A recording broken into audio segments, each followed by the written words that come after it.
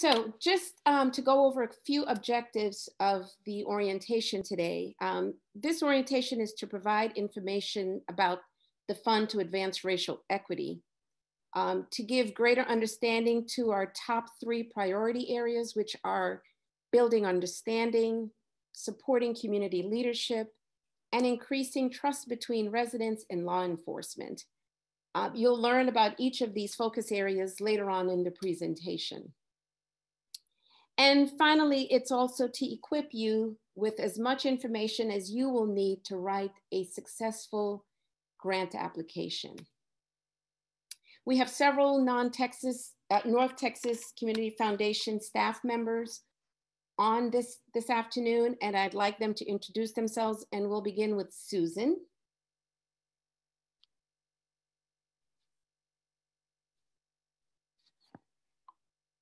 Did we lose Susan?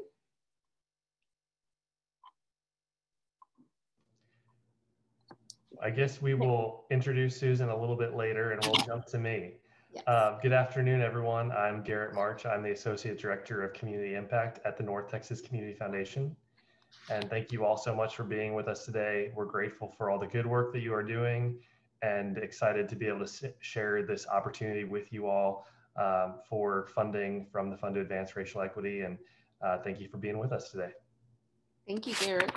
I think Susan may be trying to switch over from one device to another. So Susan, I don't see her on yet. So why don't we just continue and Susan can introduce herself as she gets to her portion of the presentation. Can you hear me? We can hear, oh, there you are. And she popped up. Sorry about that. So I'm Susan Van Meter, and I am the Community Impact Associate here at the Foundation.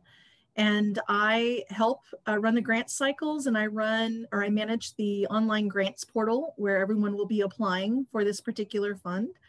And I also manage the Fleetwood Memorial Fund, which is a memorial fund for first responders, law enforcement, and firefighters who are fallen or injured in the line of duty. Nice to meet you guys. Thank you, Susan. And Susan is our technical guru. So she is performing several tasks this afternoon. So thank you, Susan. And you guys will hear from Garrett a little later as well. So just a little background. Oh, well, I'll let Garrett take this portion. Thanks, Susan. Sure, thanks, Donna. So some of you are familiar with the North Texas Community Foundation. Some of you may not be familiar with us. So let me just tell you a little bit about who we are. We help donors strengthen our local community by facilitating informed and impactful community investments. So we have about 250 fund holders who are families, individuals, or private foundations who've established philanthropic funds at the North Texas Community Foundation, and we help them fulfill their charitable goals, whether that is in the here and now or for the long haul or both. We distributed about $320 million in 2020, which was a record for us. And we have more than $400 million in assets. You can go to the next slide, Susan. The majority of our funds are donor advised funds, which means the donors are directing those dollars to whatever nonprofit they are passionate about or want to give to. But we do have some opportunities that are competitive grant cycles where nonprofits can apply for funding, or opportunities that are sourced through platforms like the North Texas Cares portal, or other opportunities. So our Fund to Advance Racial Equity is the one that we'll be talking about today. We have our Toolbox grant cycle, which many of you on the call are familiar with. That is capacity building for nonprofits. We're in our gap year for Toolbox this year, so we will not have a Toolbox cycle, but we will resume Toolbox next year in 2022. The Donnie Wiley Fund supports local artists. Our Worth group is our young professionals group. They are kicking off on the 23rd. With their emphasis on food insecurity this year. And we'll run a grant cycle later this spring. And then our fall grants are animal welfare, equine therapy, and land conservation. And we also have our Better Together Fund, which is our emergency response fund and has been focused on COVID relief. Donna, I will turn it back to you to talk about the Fund to Advance Racial Equity. Thank you, Garrett. So just a little bit about the background of FAIR. So the Fund to Advance Racial Equity, or the acronym FAIR, was started by North Texas Community Foundation in partnership with several key foundations to provide support to nonprofits and municipal entities working to achieve racial equity for communities throughout Fort Worth. We have now expanded this effort into Arlington, and so we're really excited about that. The fund was developed in part based on the 2016 Race and Equity in North Texas report. Also, the challenges and impact of high-profile incidents between community residents and the police. And then the mayor's Race and Culture Task Force report. The fair was, the fund was established in 2020 with the support of several philanthropic partners and North Texas community fund holders. So here are a few of those partners: the Miles Foundation, Texas Bank and Trust, Sid Richardson Foundation, Colonial Savings, and our lead partner, Rainwater Charitable Foundation. We also received support from several North Texas Community Foundation family and individual fund holders. And just, they're listed here for you to see. The Fund to Advance Racial Equity also has an advisory council made up of 18 members that are diverse community leaders, activists, and residents.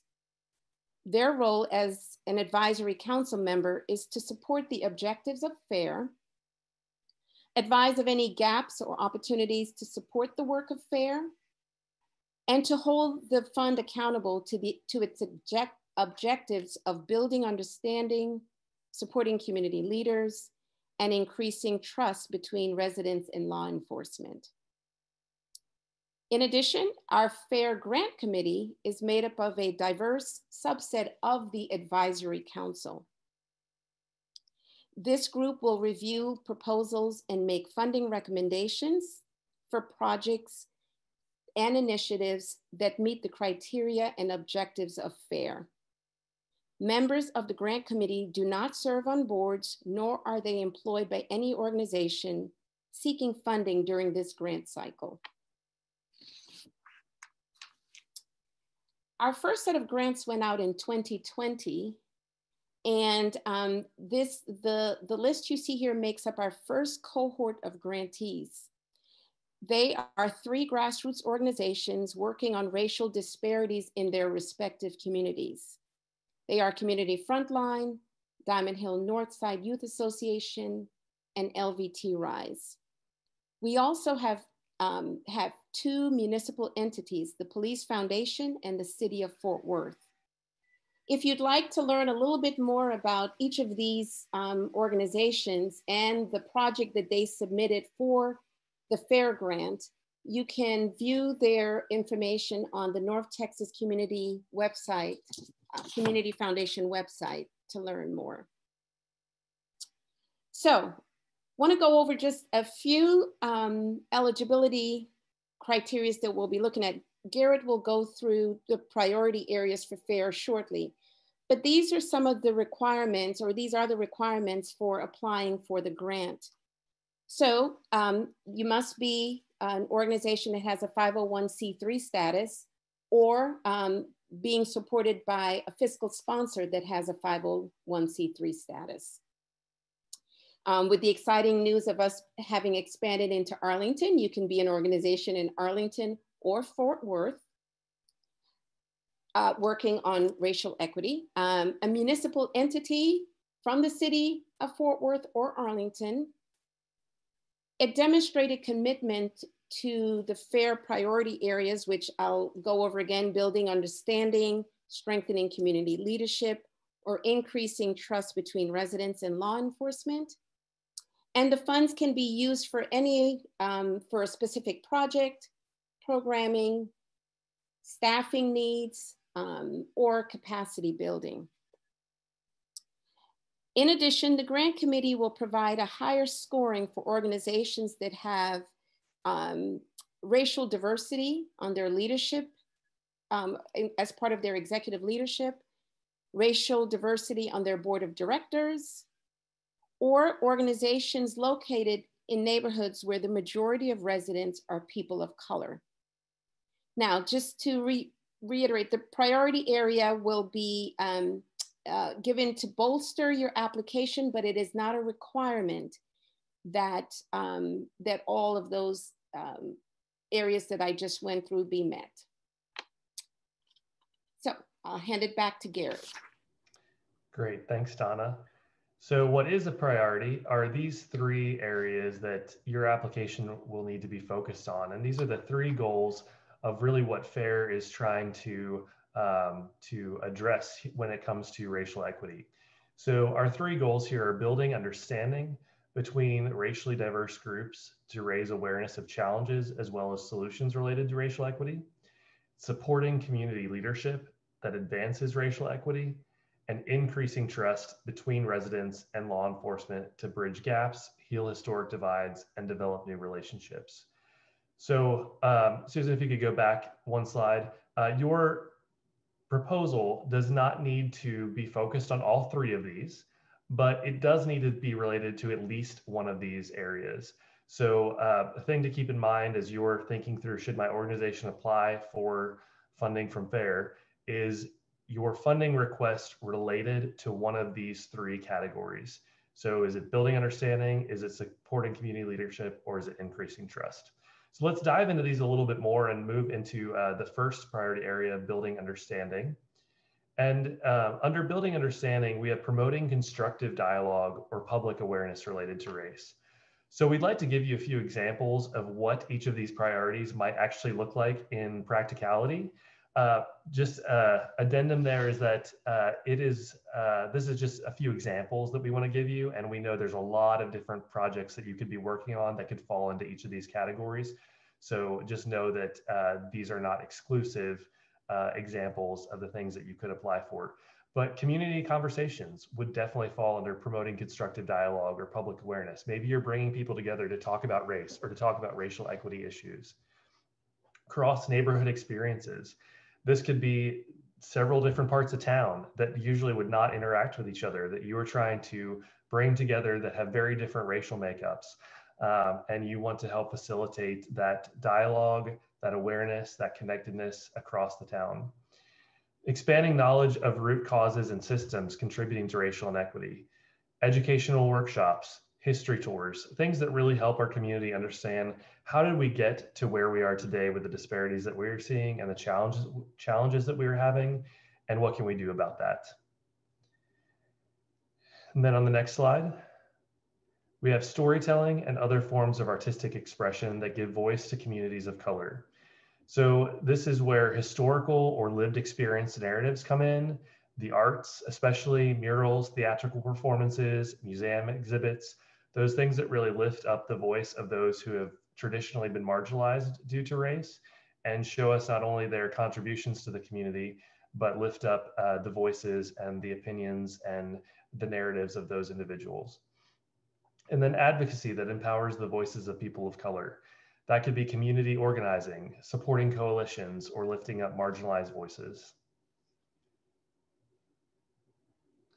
In our priority number 2, supporting community leadership, we have pathways and platforms for community leaders to engage decision makers.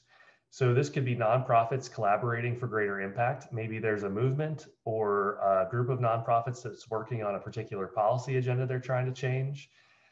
Maybe it's civic engagement, neighborhood associations that are providing access to city leaders.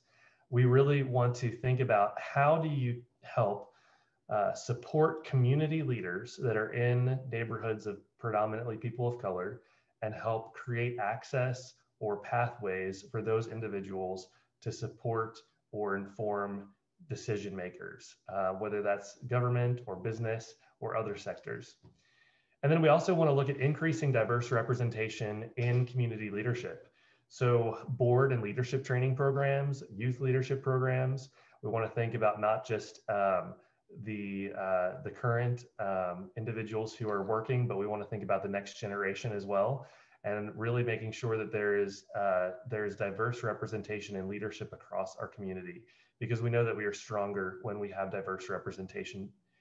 We also want to look at supporting community-wide professional development that strengthens coalitions, supports neighborhood change efforts, or enhances civic leadership. So this could be peer learning opportunities, it could be training for groups, it could be collaborations or sectors that are having training or professional development of some sort, cohort programs, summit events. There's a lot that could go into this category, but an important note here is that we are not able to fund individual agencies' DEI training through FAIR. We recognize that that is really important work and needed, but there are so many organizations doing that particular work that we do not have the resources, unfortunately, to fund individual agencies, but we are looking at opportunities that could fund or train multiple organizations. Our third priority is improving neighborhood and police trust. We all know from the past year that this has been a very challenging issue for our country, and more than just the past year, it's been a challenge for many years. But that this is something that's really being looked at hard in our country right now, and including in our own community. So we want to look at opportunities that help bridge understanding, bridge the trust gap between residents and police officers. So things that promote shared activities that build understanding and trust, whether that's forums or social events, block parties, things that can really start to bridge those gaps. Providing actionable data for decision makers regarding perception, policies, or practices related to law enforcement. So that could be in the form of surveys, or maybe a report that someone is issuing about local data or local perceptions. And then implementing best practice training for law enforcement related to racial equity, procedural justice, and/or community engagement. So we want to look at equipping law enforcement agencies with the resources and the training they need to best serve their community and do that in an equitable way. That could be a particular type of training, whether that's implicit bias or something else. Perhaps your department has made a commitment to this issue, and you need to go learn from other departments that are doing this really well in other parts of the country. That could be a grant opportunity. So we really want to help local departments think about how can they implement the best practices possible to serve our residents. And then in terms of ineligible funding requests, DEI training, as I mentioned, for individual agencies is not eligible. Organizations that don't have a previous commitment to racial equity work is not something we're looking for right now. We'd like to see a past commitment. We've not set a specific time frame and what that means or what that looks like, but we'd like you in your grant proposal to be able to tell us that you've done some work in this space already and what that work has been. And then organizations that serve a majority people of color, but whose programs or services don't align with those three priorities we were just talking about. So we recognize that when we're addressing racial inequities and racial disparities, it takes a village. There is a sea of nonprofits, different types, different sectors that are addressing racial equity and are all important. We do not have the capacity to fund every single issue here. And so we've really carved this down to be focused on the building understanding category, supporting community leadership, and improving neighborhood and police trust. We can't back pay for previous expenses that occur before May 2021. Facilities or capital campaigns are ineligible, political campaigns, lobbying, or religious programs that are focused on evangelism. You can be a religious nonprofit, but the program for which you're requesting funding can't be primarily focused on evangelism. There are some criteria that are laid out in the RFP for how your proposal will be evaluated. We'd really like to hear a compelling case of how these funds are going to advance one of these three priority areas that we've identified.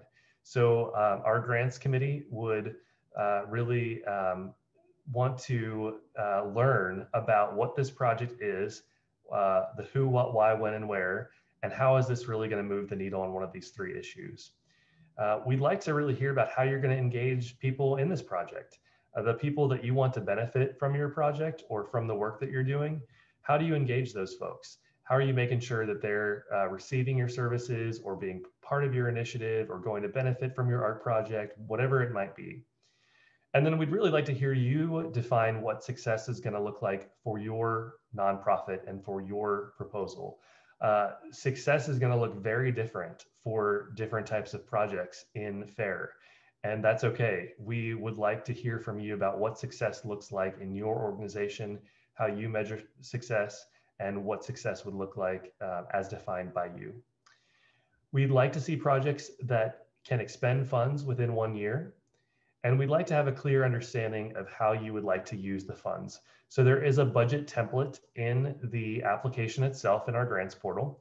And in that budget template, you will be asked to give major line items for your project. So really help us understand, if you're asking for $25,000 or $10,000, what is that for? Break that down for us into smaller chunks so we can really see all of the pieces that you're asking funding for.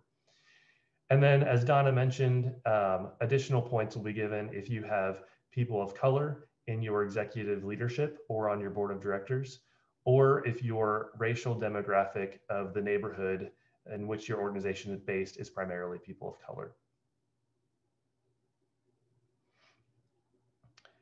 We have 3 different categories of award amounts: up to 5,000, 5 to 15, and 15 to 30. And one note on award amounts, our grant committees typically like to see a diversity of income sources for an organization. So while we don't have restrictions on how much your organization can ask for based on your annual budget size, we highly discourage you from requesting funding that's half of your budget or a majority of your budget. So if you are a smaller organization that's just getting started, and you are $15,000 annual budget right now, we're thrilled that you are interested in applying. Don't ask for $15,000 because our committee would like to see that we are not the sole funder of your organization as a whole. We might be the sole funder of this particular project, whatever your project happens to be, but we would like to see your organization as a whole getting some support from other sources as well. There's a 4th category here. The grants committee will consider awarding a few grants in the range of $30,000 to $50,000 for projects of scale that provide an ongoing community-wide benefit. So this is for organizations that are probably a little bit more established, that have really demonstrated their track record of success, and have a project in mind that is really aimed more broadly at the community as a whole, and can be at least a year in length, if not more. So we've left that pretty open-ended. We're really interested to hear what you all might come up with, but we are reserving a few opportunities for that $30,000 to $50,000 level for that community-wide benefit. Then we can go on to the next slide. We're going to put together a nonprofit cohort as part of this grant cycle as well.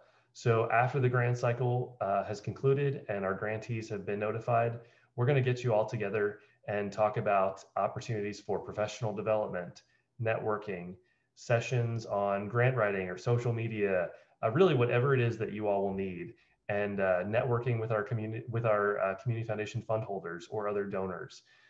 This cohort will really be directed by the nonprofits that are participating in it. So we'll survey you and you will tell us how much you want to meet, how much you want to hear from us, what kind of information you want us to provide. And we want to make sure that this grant cycle is not just about getting money to people, but it's about making connections and fostering relationships. That's part of how we are defining success for this grant cycle at the Community Foundation. Now I would like to introduce you to Angela White. Angela currently works at Tarleton University as an academic advisor in the support services and also an instructor in the psychology department. Some of you may know her as mine and Susan's predecessor at the Community Foundation. From past Toolbox grant cycles, I know she had worked with many of you, and she has a Master's of Arts from the University of Connecticut, was the secretary for the Graduate Students of Color Association, and has a Bachelor of Arts from UTSA. So Angela, thank you for being on our advisory council, and we'd love to hear some reflections on this work from you.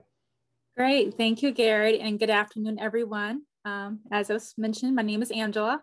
I'm so honored to serve on this FAIR Advisory Committee.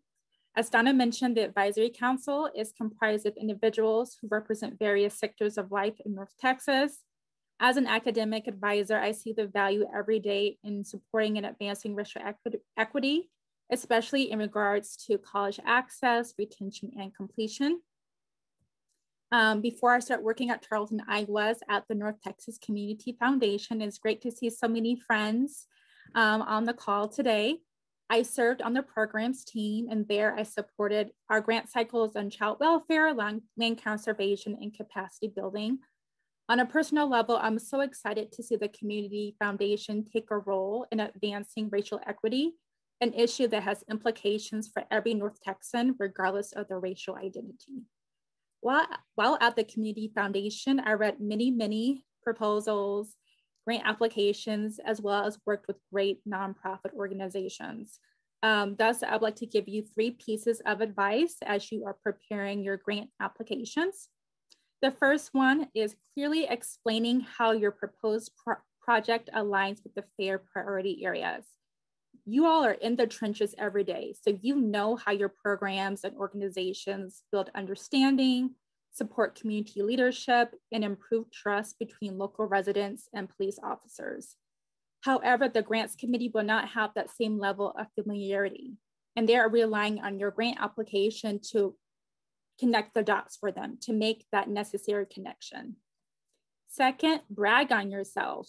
Don't be modest. I encourage you to share in your grants application any relevant awards, training, certificates, commendations, positive influences and followings on social media, anything of that sort.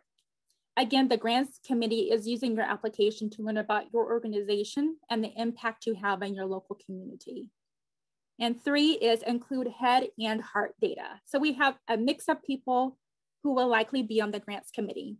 Some grants committee members are going to be more logical. So they're driven by data. They're looking for that numerical data that can be easily quantified. Other members may be more emotional. So they are moved by real life stories that demonstrate the impact your organizations make for the individuals you serve. Strong grant applications include both types of data. I know we have a wide variety of nonprofits with us today. Again, thank you so much for joining us and for your interest in FAIR. You all may vary in your experience with grant writing.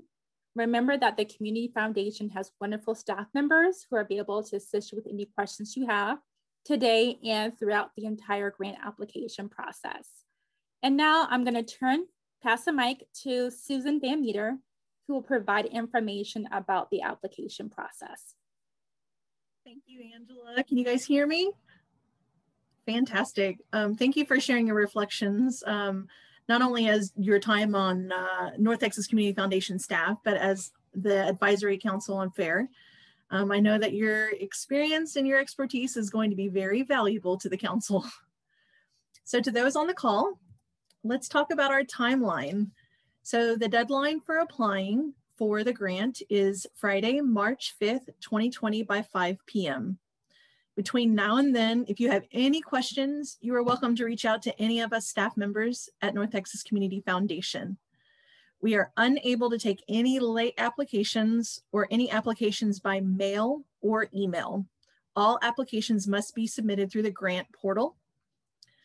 Once the deadline is passed, the applications will be sent to the review committee for deliberation.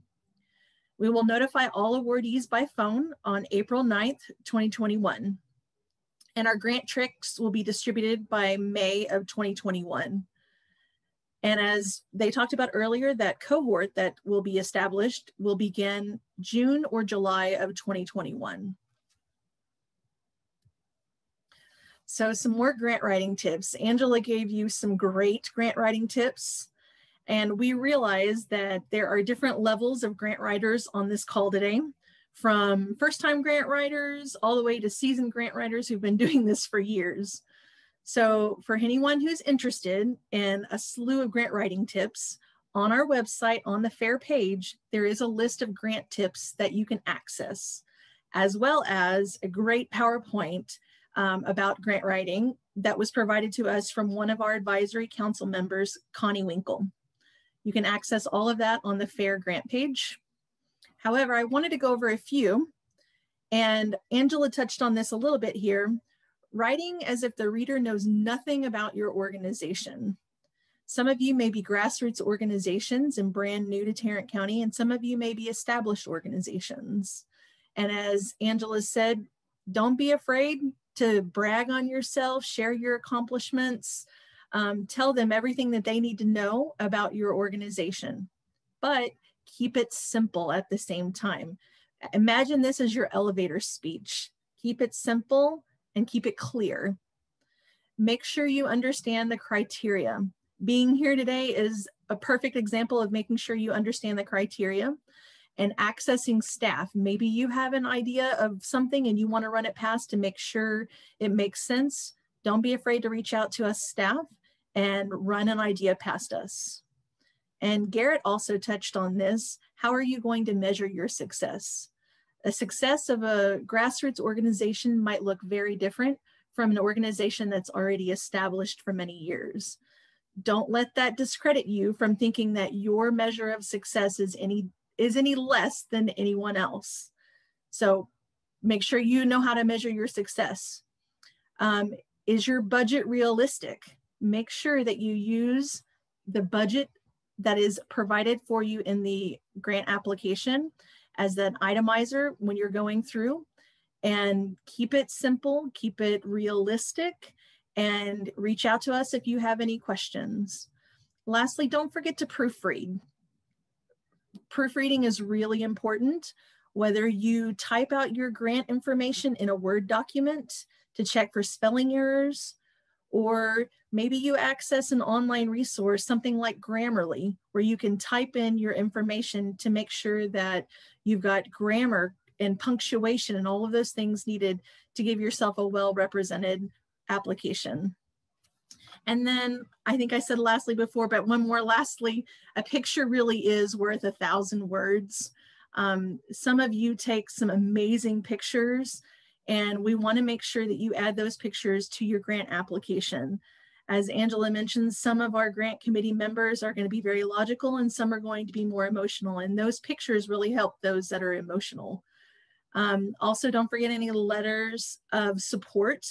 Maybe you are grassroots and you have a local representative or a minister in your area that knows what you've been doing. See if they'd be willing to write a letter of support for you. And we also have the ability on this grant application for you to submit a 2-minute video of your organization. There is an outline in the grant application that you can click on. If you're unaware of how to do that, there are links that you can click on to follow the instructions on how you can upload a video. Now the good stuff. How are you going to apply for your grants? So step 1 is you're going to go to the North Texas Community Foundation website, and you're going to go to the FAIR page, the Fund to Advance Racial Equity page. It's going to look just like this right here. Once you get to that page, you're going to scroll down to the Applications and Materials section, and you're going to click on the Click Here to Apply button. That's going to take you to our grants portal page. For those of you that are familiar with the North Texas Community Foundation and have applied for grants before, this is already very familiar to you, and you'll be able to log in with your email address and the password that you have already set up. However, there are some of you on this call that have never applied for a grant for us before. You're going to need to create a new account. Once you create your new account, it's going to take you to this page right here. You want to enter in all of the information about your organization, about yourself. It will then take you to your applicant dashboard. When you arrive at your applicant dashboard, at the top of the page, you're going to see an apply button. You want to click on the apply button, and that will take you to the applications that are available to apply for at North Texas Community Foundation. You will click on the application that you want to apply for, which is the Fund to Advance Racial Equity. You'll see a blue box that says apply, and you'll click on that box and get started.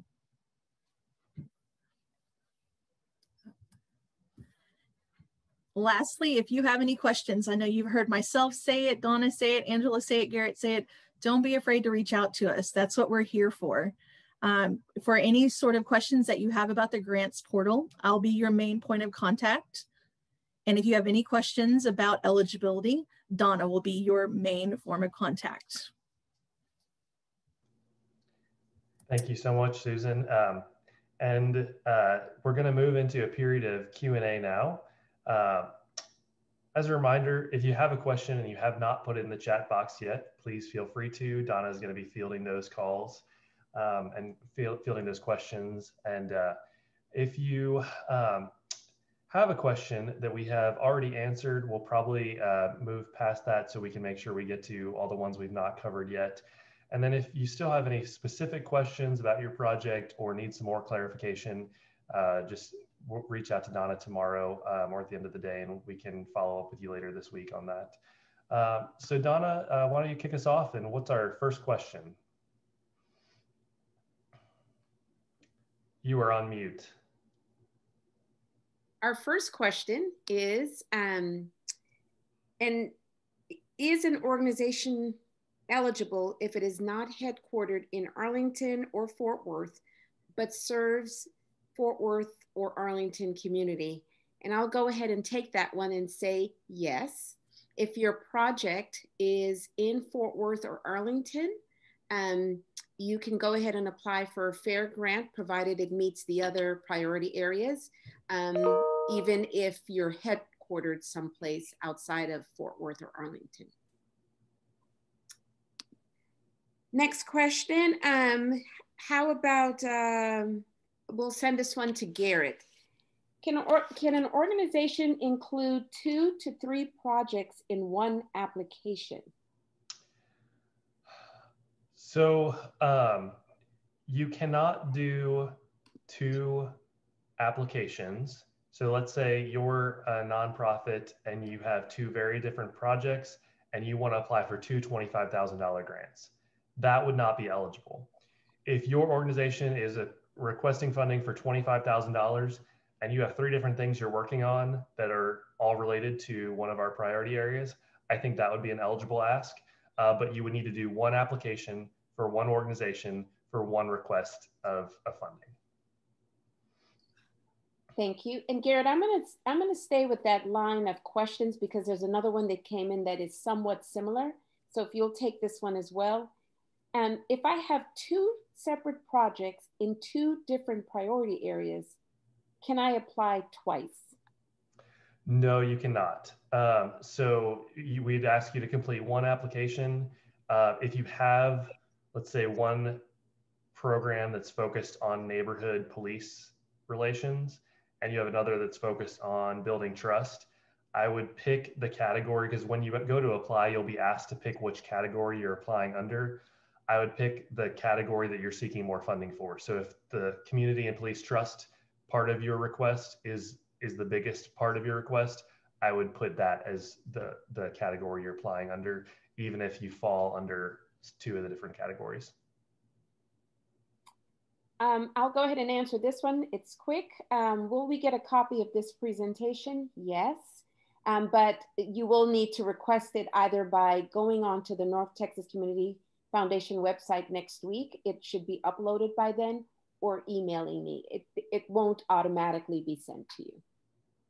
Okay. It will automatically be on the website in about a week. Yes. But yeah.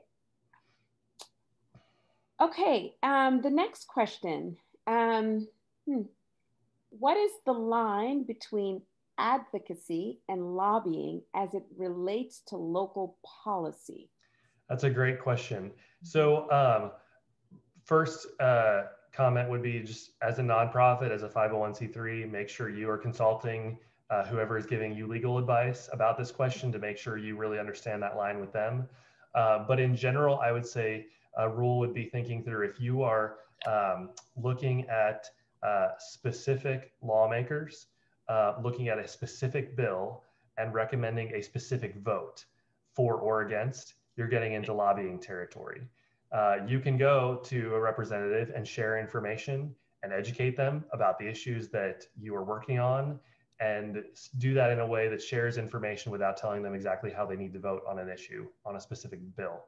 So consult your legal advice, but think through, if you were having a specific vote on a specific bill with specific representatives, that's getting into lobbying territory. If you're providing information, meeting with representatives, advocating for the residents you serve, that's definitely in line with advocacy. Thank you. The next question, and I'll take a stab at this one. Does community-wide benefit include county-wide initiatives, or are we required to specify Arlington or Fort Worth? And sorry, Donna. No, Garrett, please take. Okay. We're really looking at the communities of Fort Worth and Arlington with this particular grant cycle. So your community-wide benefit might certainly benefit people from outside of those communities, but we would like the primary focus to be Fort Worth or Arlington. Garrett, would you mind, this question is provide examples of capacity building projects that would be allowable?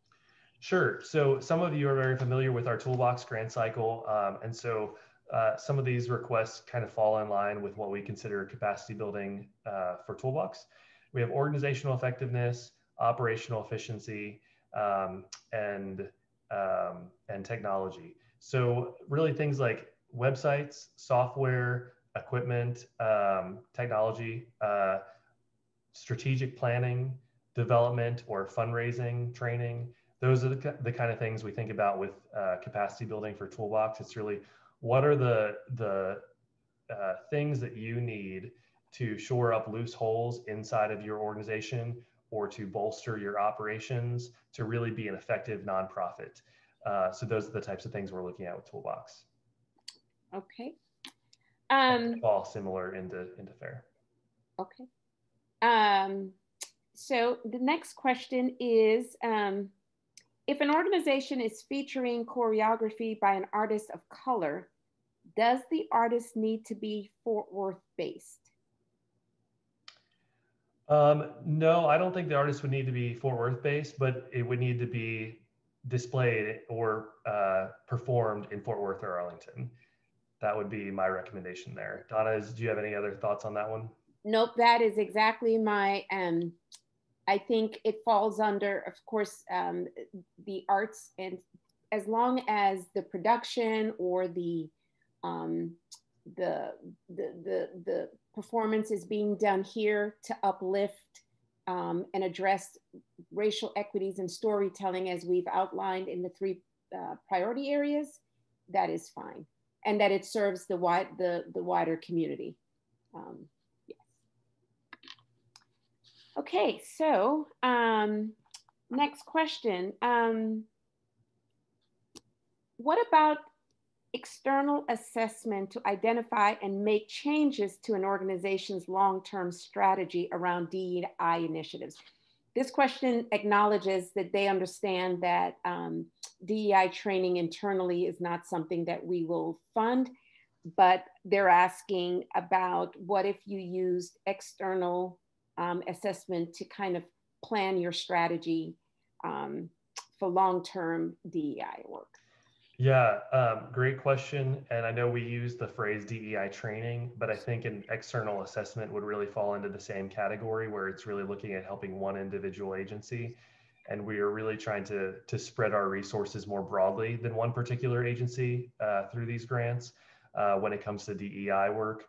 So I think that would be an ineligible request, unfortunately, although I appreciate the need for it. And understand that could be a very valuable practical assessment.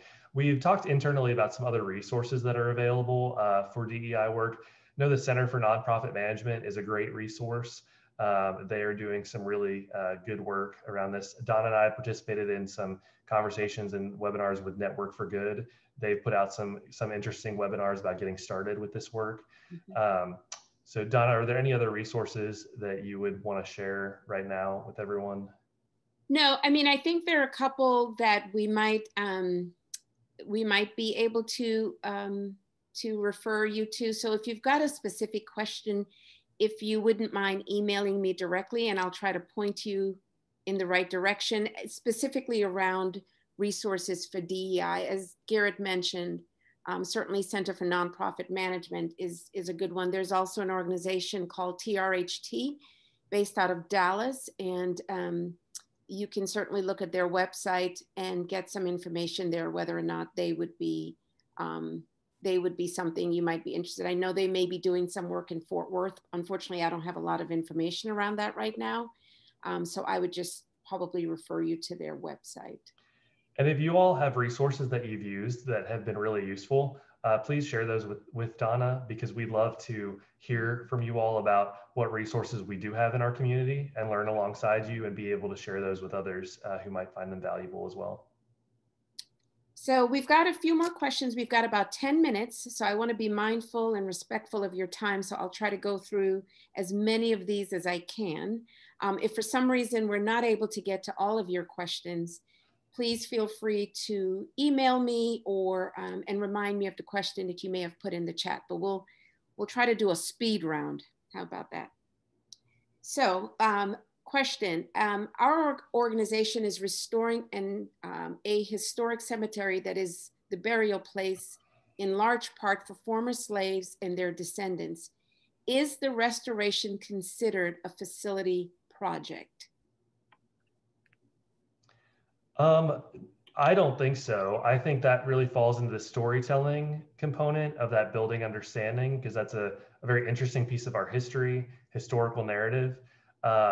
I think what we're trying to avoid is like, you know, we need to paint our building or get a new roof, like those types of things. Like those are also important needs, but we're really trying to put our investments here into more of the work of racial equity work itself. And I think that would absolutely be an eligible project.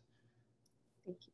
This one could be for Susan or any of us, but I'm going to ask Susan to take it, and we may need some clarification. The question is, how long is the grant's period of support? So I'm thinking at once you've been awarded a grant as a grantee, I think. So if you are applying for a grant and you are looking to see if you qualify, your support would be available all the way up until that March 5th, 5 p.m. cutoff. When you are awarded the grant, then the cohort will begin and you will get additional support throughout the cohort by a bi-monthly meeting basis. Thank you, Susan. And the timeline for the grant would be 1 year. 1 year. So the grants would be issued in May. And so by May of 2022 is when we'd be looking to have those projects wrapped up. This is for Garrett. Excuse me.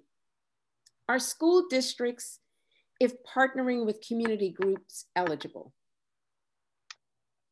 If you're a 501c3 that is applying, yes.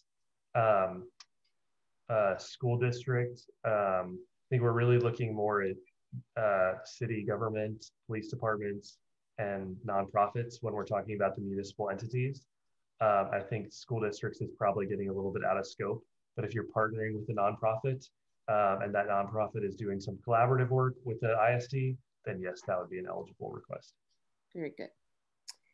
Let's see, question, and would a museum focused on multicultural experiences, would updating their exhibits be allowable? Yes, because it falls under the storytelling and museum tours and so forth. Again, the proposal would have to explain how it applies into one of our areas, but yes, that would be a project that would be considered. Okay, how about this one? Garrett again, could you use the grant for a subcontractor to perform services if they are a separate nonprofit?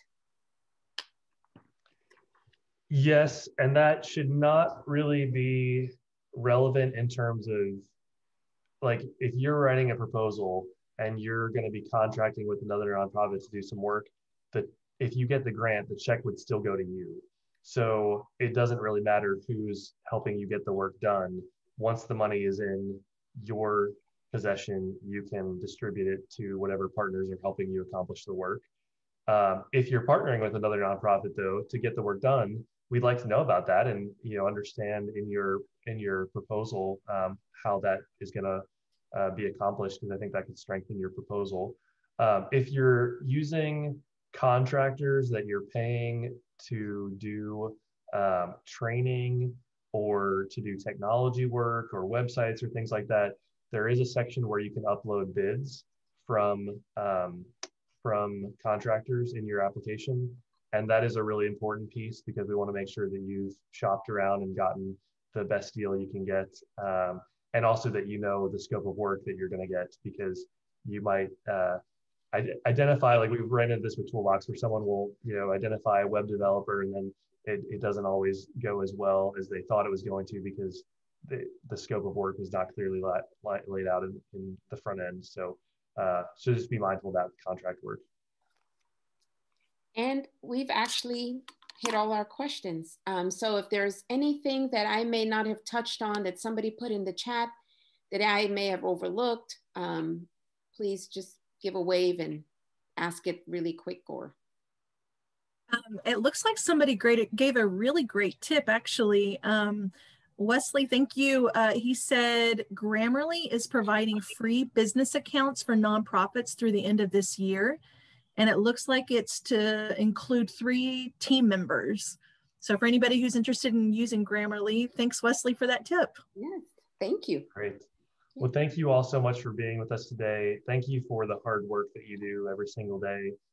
Donna, Susan, and myself, we all, and Angela, we all have backgrounds in working with nonprofits, and we understand and appreciate how hard it is to tackle some of these issues in our community and in our society. And thank you for being on the front lines to try to get these resources to communities and make change and just make our community a better place. We couldn't do this without you. So we're looking forward to learning alongside of you all this year. The fund's priorities are going to evolve and change as we learn, as our advisory committee learns. Donna, Susan, and I will not be making funding decisions. It will be up to the grants committee. So we are just here to help you all have the information you need to submit the best proposal and then facilitate their review and their decision making in line with the fund priorities. So if you do not get a grant, please know that you can always apply again in future cycles. This year is independent of any future grant cycles before or after. So just keep that in mind. And thank you for all the good work you're doing. And if you'd like to listen to this recording again in the future, check it out on our website next week, and hope you all have a great rest of the week.